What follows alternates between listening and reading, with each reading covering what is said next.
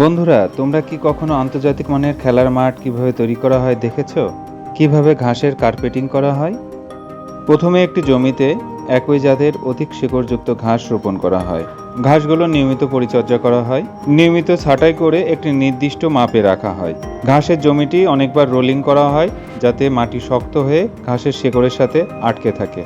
ঘাস উপযুক্ত হওয়ার পর যন্ত্রের সাহায্যে কিছুটা মাটি সহ শেকড়যুক্ত ঘাস কার্পেটের মতো ফালি করে জমি থেকে কেচে তোলা হয়। ফালিগুলো রোল করে গাড়িতে তোলা হয় স্টেডিয়ামে নেওয়ার জন্য।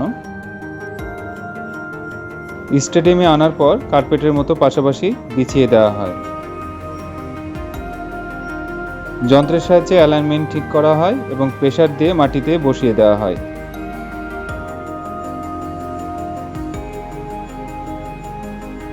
নিয়মিত পরিচর্যা করা হয় যাতে ঘাস মরে না যায় এবং উপযুক্ত মাপে থাকে।